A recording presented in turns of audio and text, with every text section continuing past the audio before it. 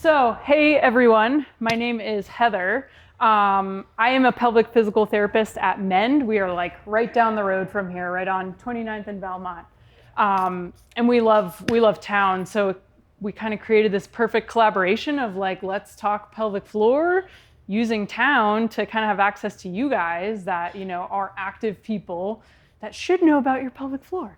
So yeah, a little background, like, okay, you know how to contract a bicep, you know how to contract a hamstring. Do you know how to contract your levator ani muscle? Don't know, but you might be contracting it right now and not even know it. So today we're here to talk about that unknown muscle group that all of us have that we aren't really thinking about when we're working out. And today we're going to talk about how you can start to think about it. So next. Little disclaimer. Pelvic floors are intricate parts of our system, and what we're talking about today, very general education for all of you. Your situations might be a little more unique, so of course, if you have a more unique concern, come see a pelvic physical therapist, come see me. Yeah. Okay. So to start, what is the core? What is the pelvic floor? Let's talk this through a little bit. Good diagram up here that kind of shows this. A lot of people think of the core as like this soda can type structure. It's all airtight in there. The front is our abdominal muscles. The back is our back, specifically these multifidi muscles. The top is actually our diaphragm, which is a muscle. Bottom is our pelvic floor. Now, to break down all these components a little bit, diaphragm. What does that do? Not under so much voluntary control. Yes, we can control our breath. That's pretty much the only way we can control that diaphragm. So how it acts, when we breathe in, it actually drops downward. So as our lungs expand, that diaphragm drops down. As we exhale, diaphragm kind of comes back up. It's going to be a big part of what we talk about today regarding breath and how we modulate this whole system. You got transverse abdominis, which is probably the most important, I think, abdominal muscle. It's that deepest layer of the abdomen. It's unique because those fibers run horizontally rather than six-pack abs that run vertically. So the horizontal nature of those fibers really act as this nice kind of corset to kind of stabilize spine, stabilize pelvis. Multifidi, they're also these really deep kind of stabilizer muscles of the spine. That work with this system. And then bottom, pelvic floor. So more about pelvic floor. How does that move? So in its kind of rested state, pelvic floor is kind of like this bowl on the bottom of the core here. When it contracts, kind of lifts up. Now that's kind of a generalized way to describe it. There's a lot of muscles of the pelvic floor. They lift. There's also, sphincter muscles that when they contract with that lift motion, they're kind of closing down. When things relax in the pelvic floor, it kind of goes into that more exaggerated bowl type shape. So all of these muscles work intricately together. And when there's pressure through the system, these muscles kind of have to work together to modulate that pressure. So again, that's a lot of what we're going to talk about. Other important, wonderful thing about the pelvic floor, aside from providing stability to the system, what sits right on top of it? Our bladder, our uterus, our rectum. So controls three really important, very different functions in our body: pooping, peeing, having sex. If things go wrong with any of those, like that really disrupts your life. So pelvic floor is important to keep all of those functions happy. So yeah. A little more about how the system moves now, how it all works together. So talking about this system with breath. What ideally happens when we breathe, again, our lungs expand, that diaphragm naturally kind of drops down. What happens when that diaphragm drops is the pressure kind of also comes outward at abdomen, comes downward through pelvic floor. You can probably feel, if you try though, like if you take very shallow kind of chest breaths, really low, you're not going to feel as much of all of that happening. So there are times that this system doesn't quite work like that, again, if you're not breathing properly. And exhale, kind of all of those things in reverse. When we exhale, our diaphragm lifts back up, abdomen comes back in, pelvic floor naturally kind of lifts. Again, you can see, okay, with some really shallow breaths, you might not be tapping into that system there. Next. So the next layer, how does this fit into exercise? So with that, how things move, with that pressure, with that breath, with exercise, we want to kind of tap into that to really optimize our body mechanics and then maybe optimize our ability to lift and have more power. So ideally, and again, this is what we're going to be practicing today, is what we want to work on is during the non-exertion part of the exercise is when we're inhaling, because we don't really require those muscles to be active. Then during exertion part is when we want to exhale so that one, we don't have a lot of pressure through the system, and two, so that those muscles are kind of engaged. So again, remember, pelvic floor, transverse abdominis, those are active when they're kind of lifted and inward. So on the exhale, those muscles can have a better ability to be engaged. And to touch on this pressure idea I keep talking about, imagine it kind of like a balloon. If you have a lot of pressure coming downward from the top, that air has to go somewhere, and it's going to go through the weakest part of your core, whether it's your abdomen, your pelvic floor. So again, if we can release some of that pressure with an exhale, we can prevent that like ballooning down through pelvic floor, through core, through wherever we're weak. And that's going to be key for any dysfunctions with pelvic floor, is to prevent that kind of pressure downward. So going into a little bit of some dysfunctions, like when is the system not working properly? We kind of touched on like, well, if you're not really breathing correctly, if you're one of these super shallow breathers, if you're not breathing at all when you're lifting or exercising, if you're doing the reverse, there's a lot of people that, like in clinic, sometimes day one for patients, it's like learning how to breathe again, of like, some people do the reverse of they're inhaling and like emptying their stomach, which kind of goes against what our body wants to do. So yeah, if you're not breathing right during exercise, that can affect this whole system. Holding your breath. Over gripping is a big thing I see a lot of people that, walk around always engaging their abdomen, always kind of clenching pelvic floor, or the butt grippers are a big one too, always kind of gripping. That's not how our muscles are supposed to function. If we're always tense like that, those muscles get really fatigued, so they can't contract more and do their job when we need them to. The other thing with that too, you can, the bicep we always use as an example with pelvic floor, if you were walking around all day like this, again, it's really hard to get any more power from that muscle.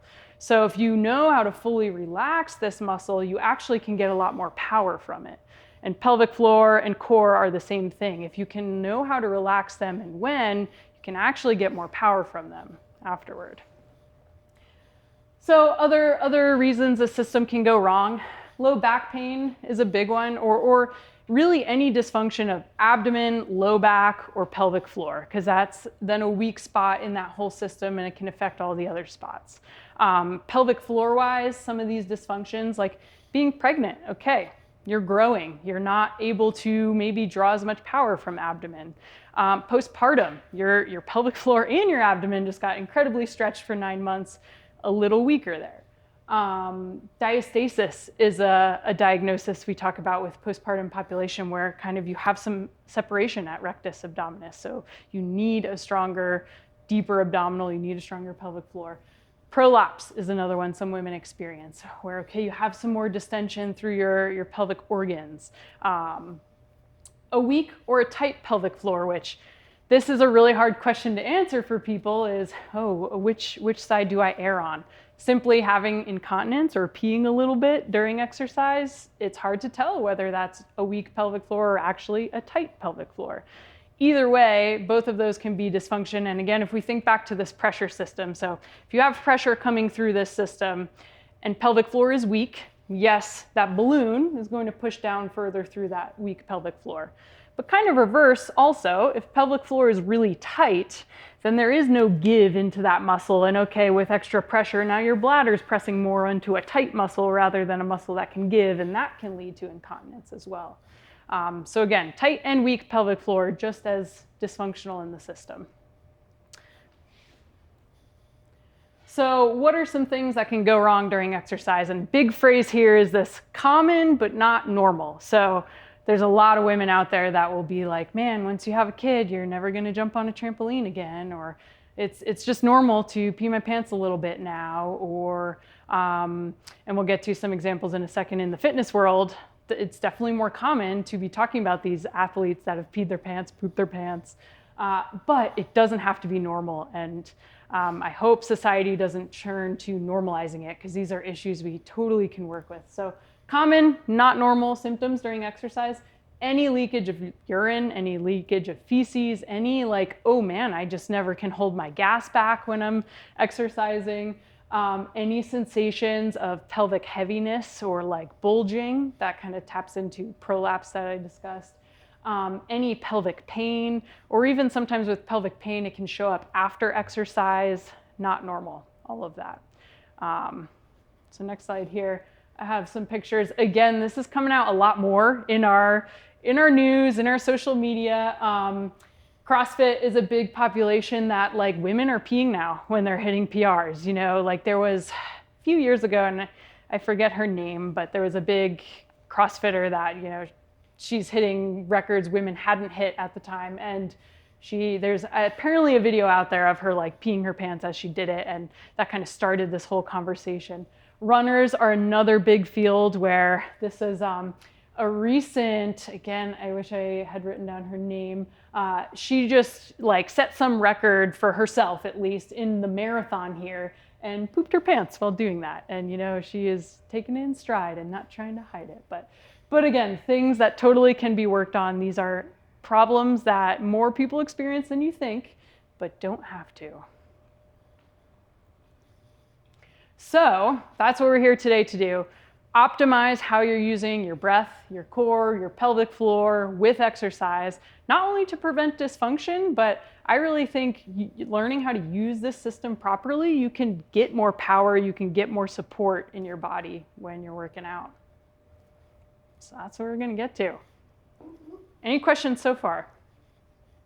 I just want to compliment Devin on such great. I know. Cool.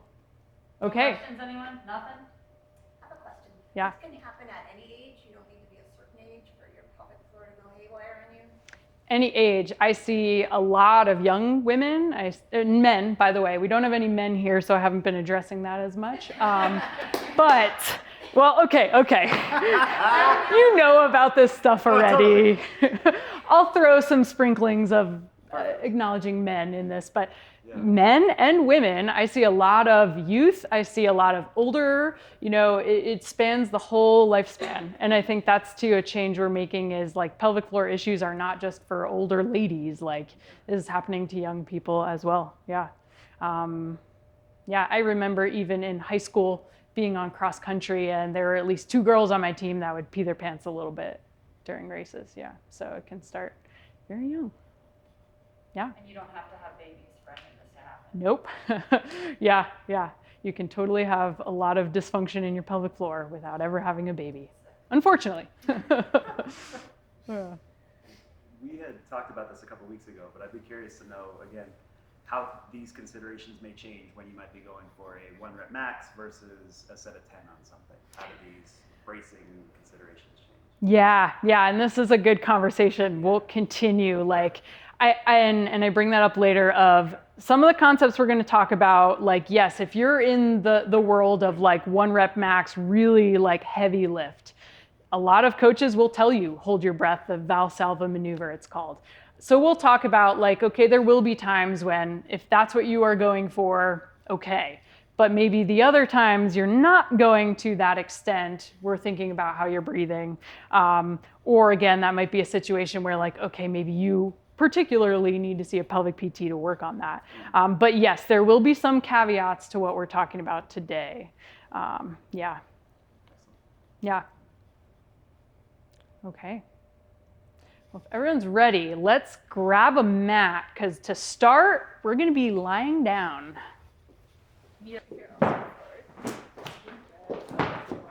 Wow, you guys got some nice mats. Yeah. Yeah, the little grip. Yeah. No way. No. Oh, yeah. I'll let you know where we keep them after. Okay, and I'll try to be mindful to like be looking around as we go. Okay, Cool. So where we're going to start with everything? Breathing. And what we're going to do, a little overview. We're starting lying down, tapping into some of these concepts. We're going to get this like fundamental movement down. Then we're going to try it with an exercise. Try it standing. Try it with a squat. So we're breaking this down piece by piece to start. And again, it starts with breathing. So again, whether you want to lie down, sit up, first thing I want you to try, get your hands on your belly and see, can you inhale and really feel that you get your breath low enough that it expands your belly? Okay.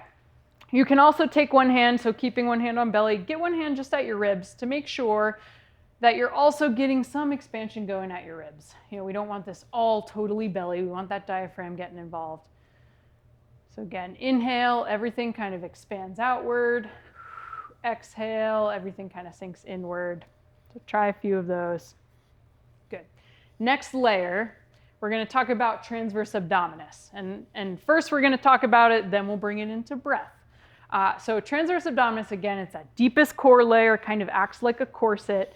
What I want you guys to do to make sure you're getting that muscle, take your hand, put it right above your hip bone. So you're finding your hip bone, you're sinking a little higher and in. You don't have to really poke down, but you got a little pressure in there. And then what I want you to try from there is suck your belly button down and in toward your spine. And what you should feel when you do that under your fingers is a little bit of a muscle engage. Now it shouldn't be such a strong contraction that it's like pushing your fingers off. That means your obliques are firing, rectus abdominis might be kicking in. We really want to get that deeper transverse abdominis. And by the way, if anyone at any point with this is having like, oh, I don't know if I'm feeling that, raise a hand. Like I'll come check. These guys can help you out with that. But does everyone feel that? It's kind of cool when you can check yourself like that. We're all feeling it. 10 out of 10, everybody. Sometimes too, I have people when they aren't feeling it, it's like, okay, are you actually letting go of that muscle then between each time, or are you just like holding that contraction the whole time? So, This was all I work on my back surgery. Love that for you, like literally. That's great. Literally, I just was just breathing. So where breath comes into this now. The inhale is when you're not thinking about this muscle. Everything's relaxed. Again, you're kind of expanding that belly, expanding rib cage. On the exhale, fully empty belly and think about engaging this muscle. And it should feel kind of coordinated, like you can exhale as you're slowly engaging that. So again, inhale, relax. Exhale, tucking belly button to spine. What I'm seeing, looking good.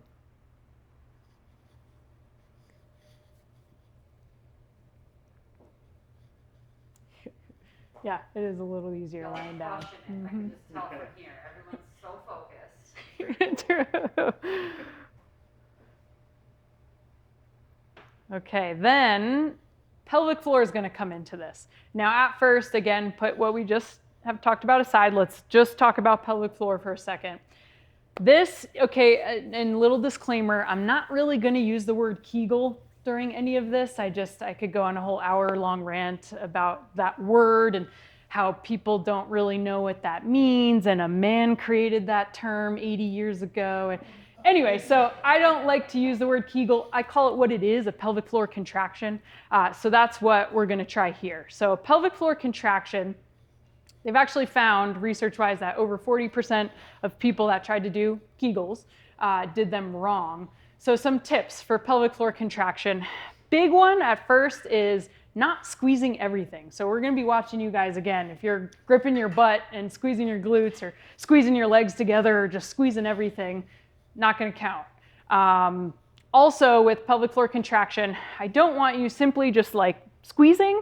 I really want you thinking of this like contract and lift motion. And one of the best cues they've found to get women to properly get that motion is try to imagine picking up a blueberry with your vagina. So again, it's not just a squeeze, but squeeze and lift of all the berries. So I have a lot of patients that, yeah. And for the men. For the men, yes, I was going to get We there. have some men who are interested in the recording, so we're going Exactly. Sprinkle some in there. So men, a little harder. Like you don't have that visual. No berries for you, sorry. No berries. Yeah, someone needs to think of something fun. But men, some of the best cues are trying to shorten your penis or lift your testicles up into your body, or even trying to squeeze your anus, because that gets some overflow through the entire pelvic floor. So not as fun. Again, women like, a lot of my patients like when they're like, I started picking my blueberries this weekend. Sorry, men, you don't have anything that fun. So anyway, so first just try that motion. Can you get that contract really in just pelvic floor? I want you to feel that and be aware of what you feel there. Don't see any butt clenchers so far. The Looking butt good. river's up in here, y'all. Yeah.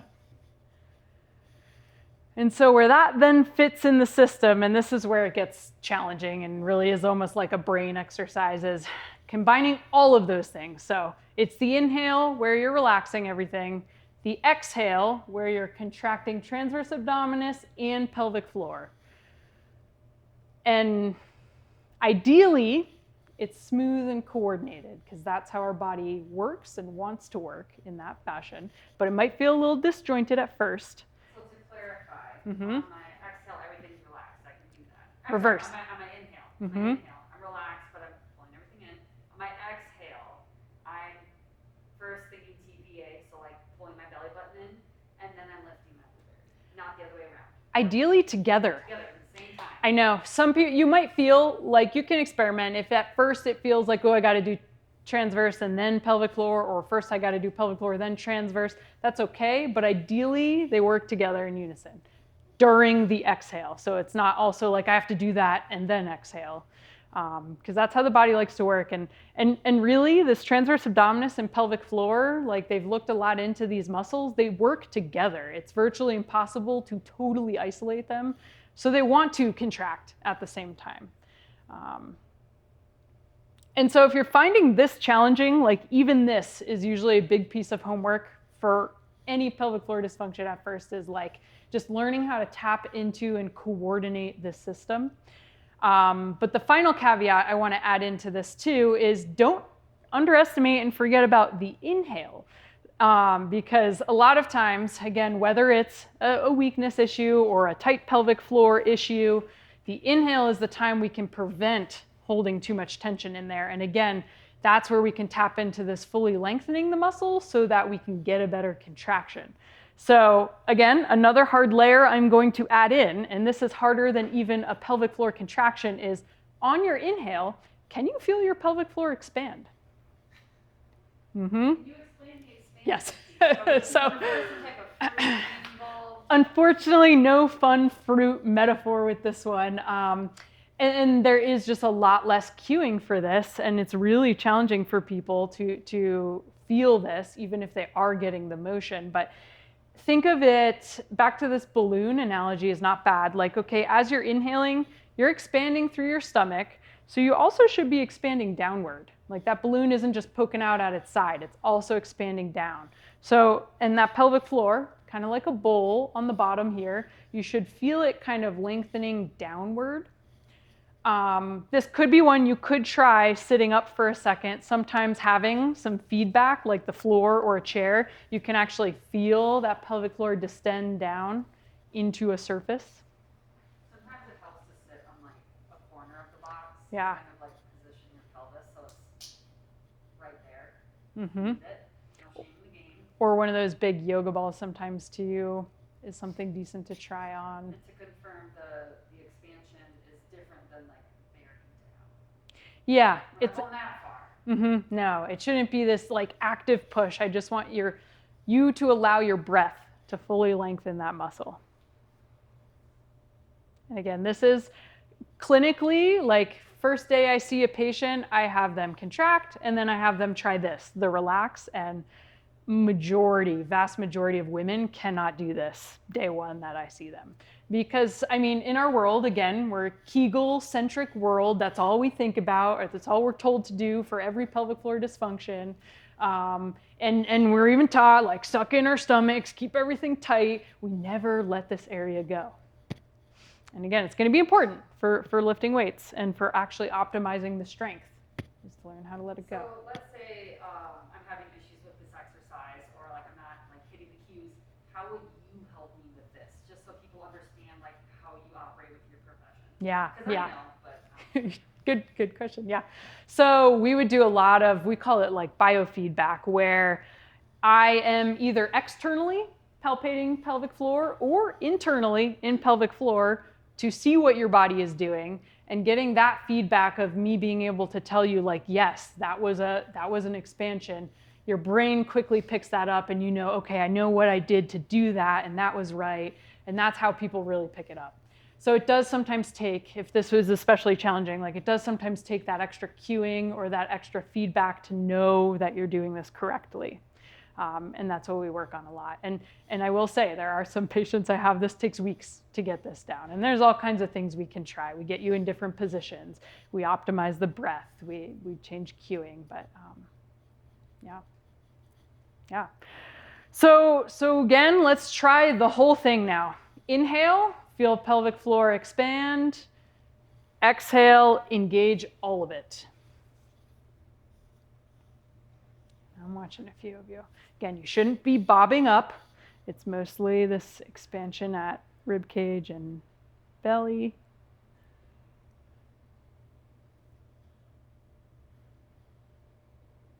Everyone looks pretty good. Anyone? they look good. I can't. I know. tell. Any questions, please speak up. Or if you're like, this is what I'm feeling and I don't know. It's just a lot of brain.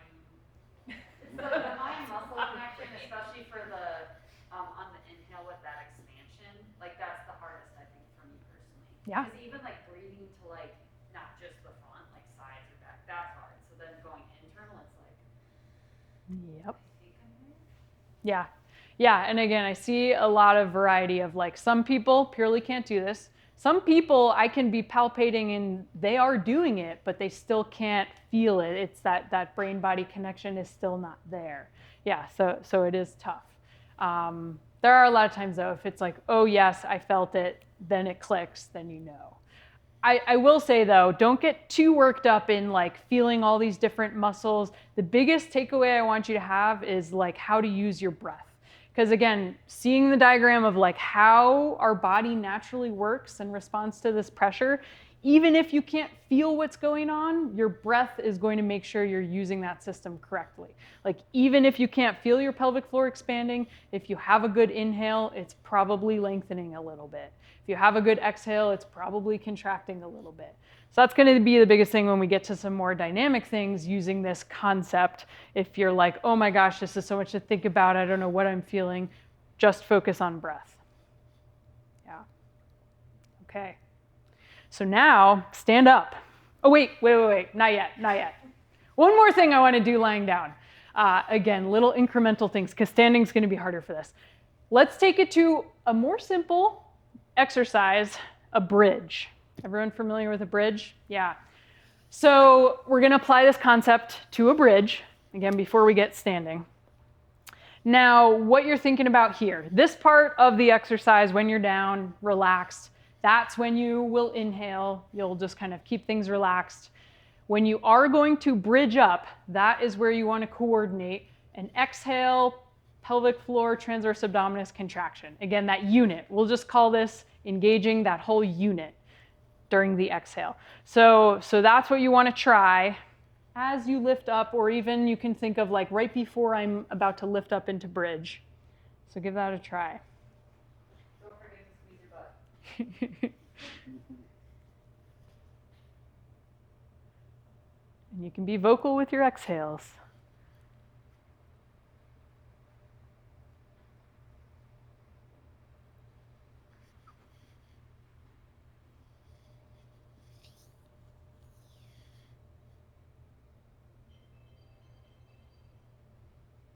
Yes, a little more thought than your classic bridge.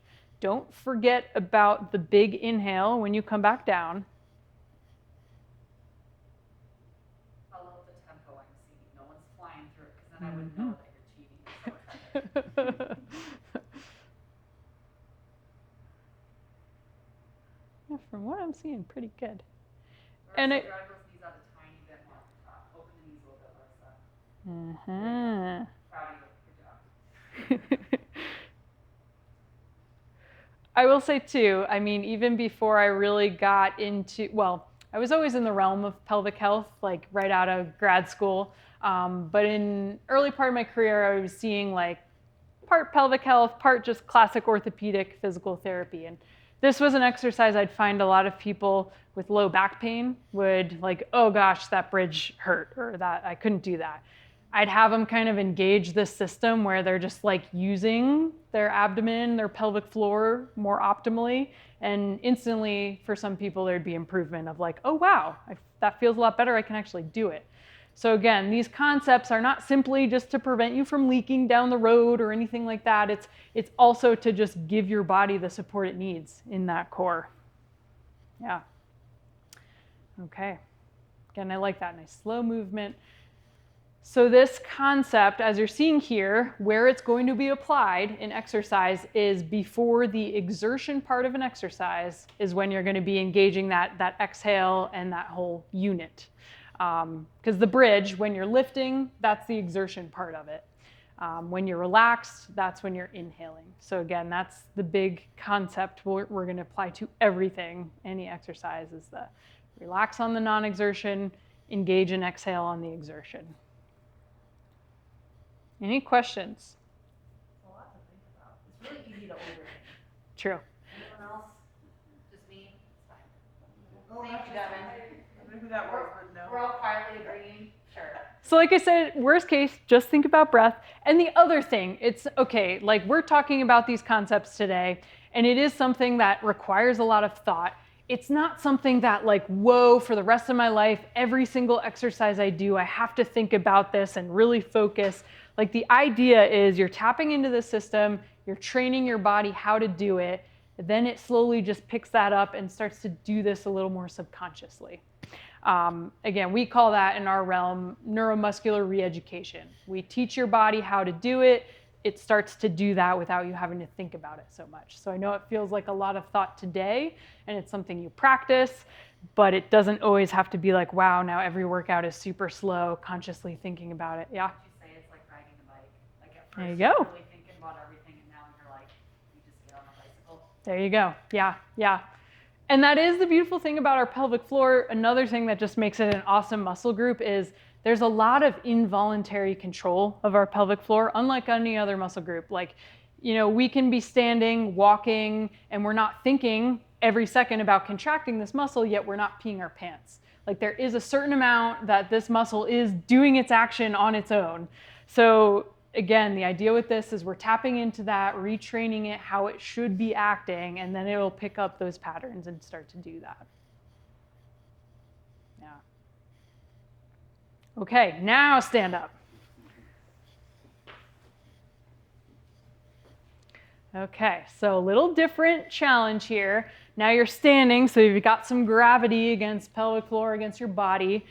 First, let's just try that whole breathing with those muscle engagement concepts. So again, inhaling, still make sure here in standing you get a nice, belly expansion, rib expansion.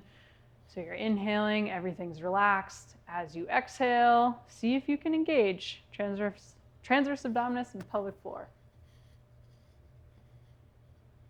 This is a little harder to not grip your butt.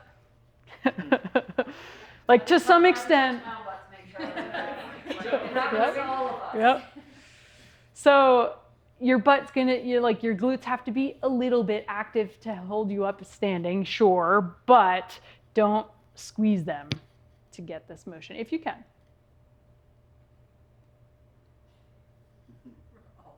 Everyone's holding their butts. Spend every exercise trying to engage my glutes. Yeah. Normally, I hear you, girl. Don't I hear do you. it. Don't forget the relax part too. Some people actually find it easier to feel that expansion of pelvic floor standing, because again, you got gravity helping. Any reports on how this feels? That expansion comment was true. Standing is more helpful. Okay, Oh. good, good. So now you feel that, yeah. You guys think easier or harder to do the contract part here? Harder to do it all at the same time. Standing versus lying down. Okay, yeah. Yeah, because now what we're really bringing in the picture too, low back is now having to be a little active to hold you upright, you know,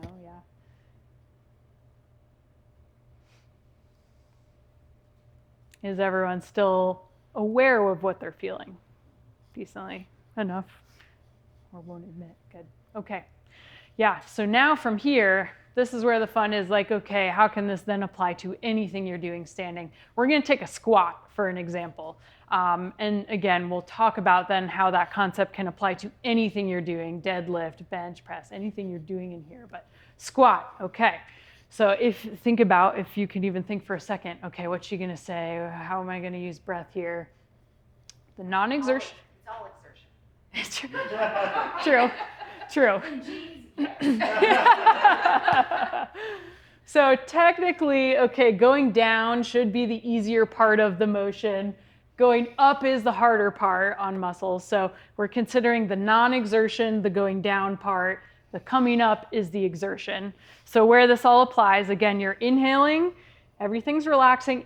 I will say, like this part, it's going to be hard to feel pelvic floor expanding or whatnot. Again, really just focus on big, deep inhale where belly's expanding, diaphragm's expanding, your pelvic floor is going to expand if you do that right.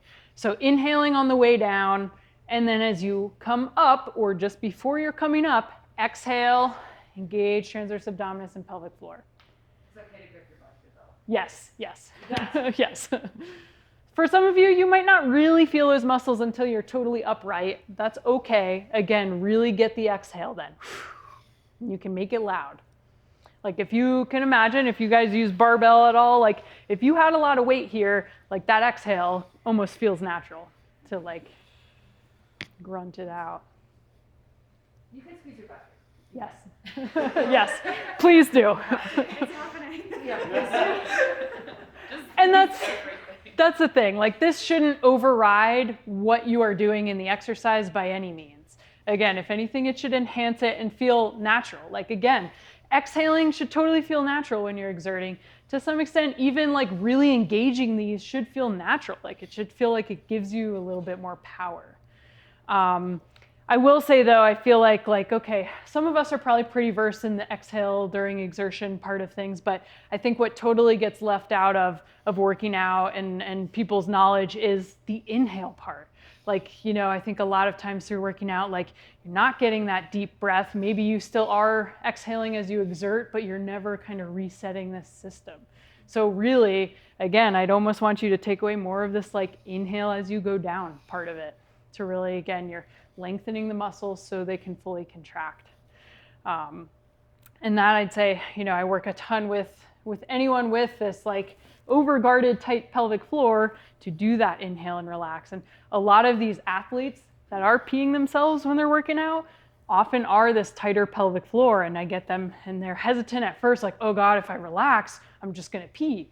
But no, like over time, okay, they can relax, come back up, actually use their pelvic floor. So on that note, you did mention that like it's hard for you to say like, oh, it's tight or weak, like without working individually with someone. But is there like a different set of symptoms for each, or is it just all in the same bucket? And it's kind of hard for you to say. There are some typical symptoms, like incontinence or like leaking a little when you lift. That's a tough one that could fit in either pocket. I'd say more things on the tight pelvic floor, symptoms of like any pelvic pain or burning or pain with intercourse. Another one there is actually peeing all the time or like always having the sensation to pee, often errs on that tighter pelvic floor.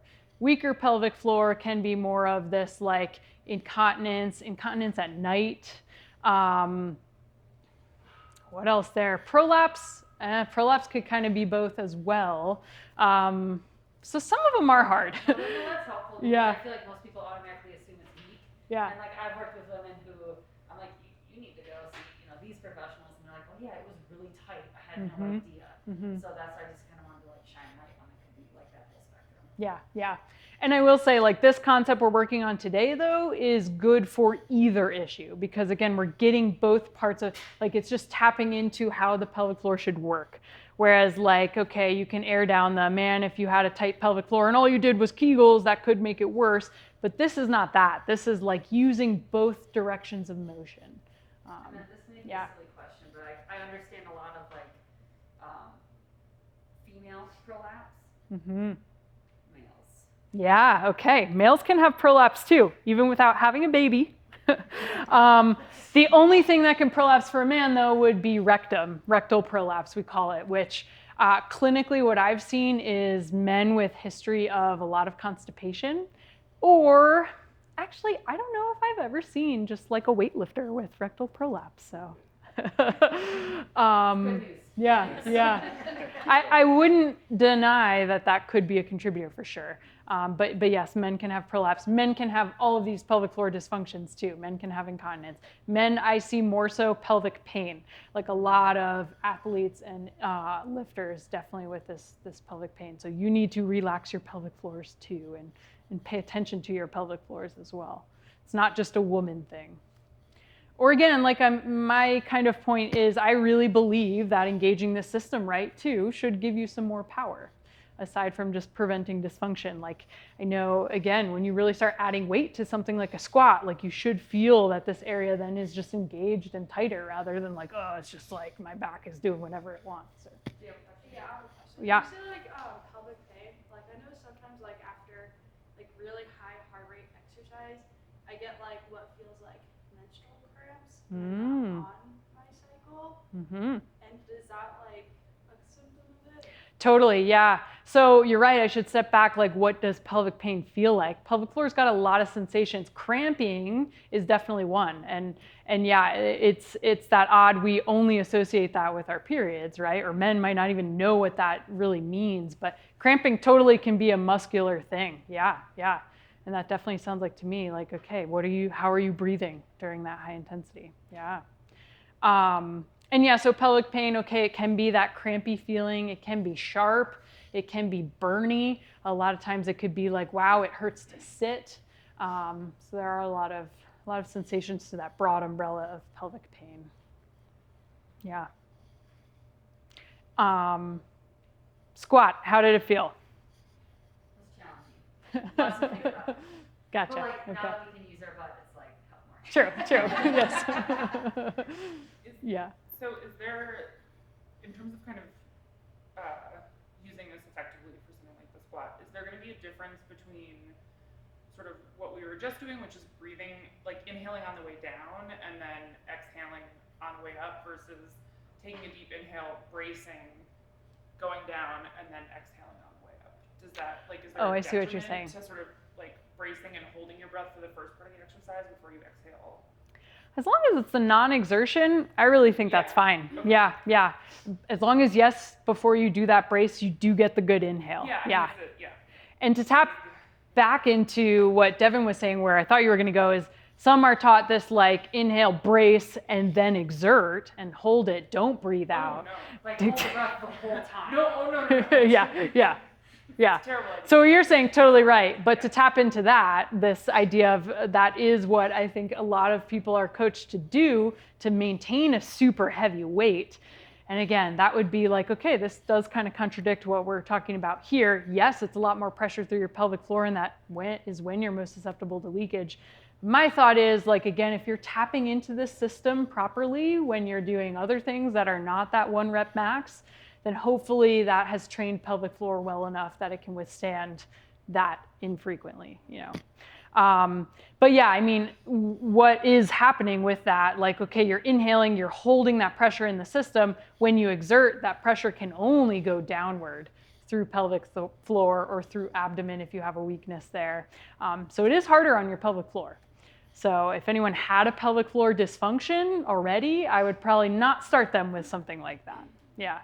We'd learn some other concepts first and then get to that. Mm-hmm. Yeah.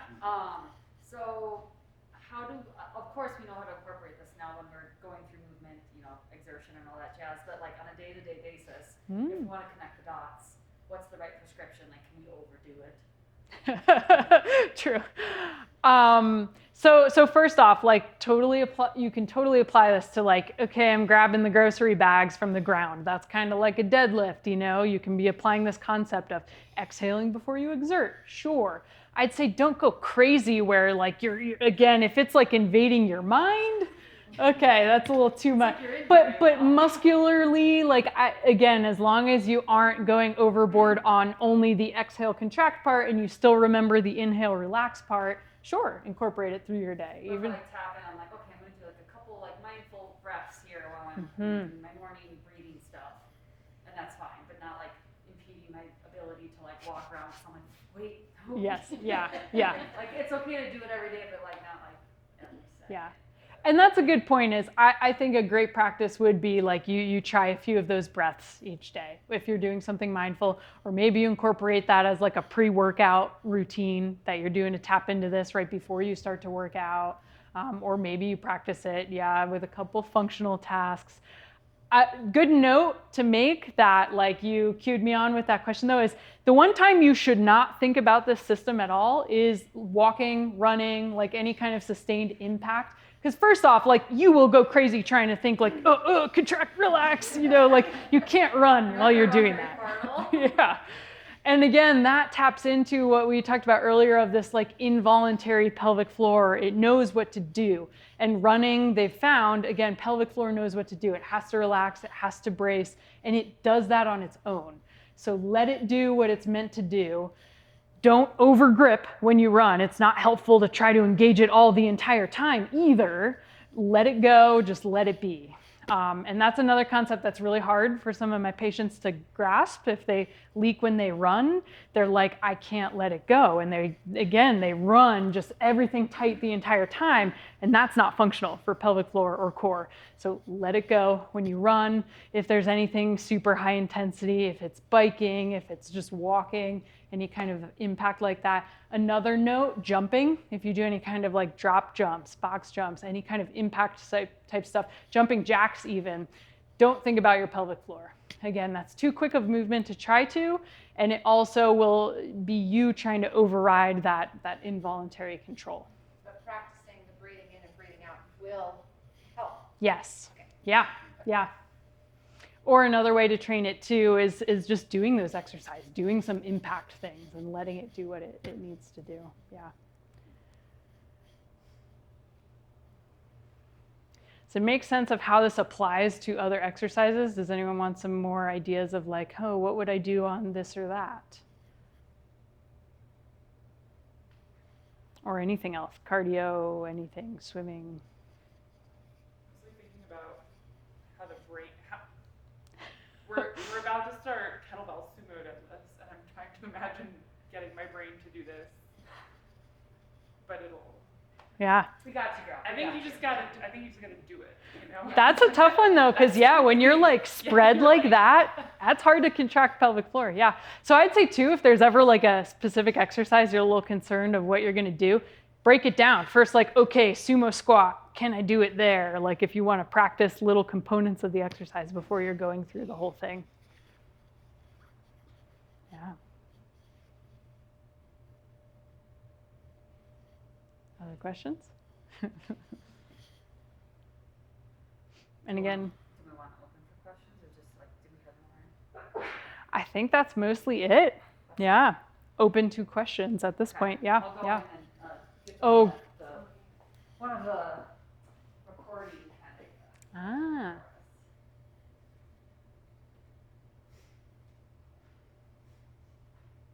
True. We've kind of neglected the Zoomers too. I don't know if any of them have any questions. Oh, I have another question. It's Yeah. like peeing when you sneeze. Yeah. Yes. Yeah. Yeah. And that's a hard one. Again, I think the more you can like work this system in natural motion, one tip there would be, can you try to just contract before you sneeze too? That is one instance I would tell you to do it. I know. It does help. Yeah. I have a question. Yeah. So I've been sick, or not sick anymore, but I was sick for like 2 months. Heavy coughing. At the end of those coughing fits would pee a little. Is that something just because my body's been under stress, or is that something that now needs to be repaired?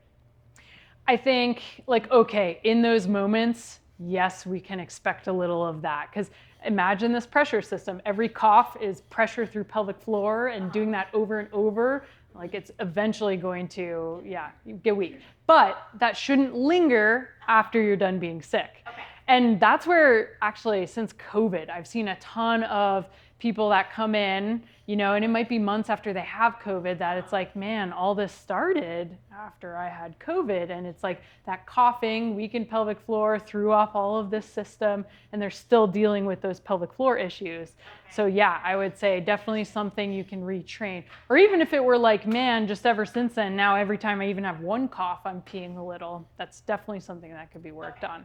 Yeah. Mm-hmm. But yeah, those are sometimes the tougher. Coughing, sneezing, that is tough. That's a ton of pressure to control. Yeah. Even laughing sometimes. Mm-hmm. So I have a few questions here. Yeah. I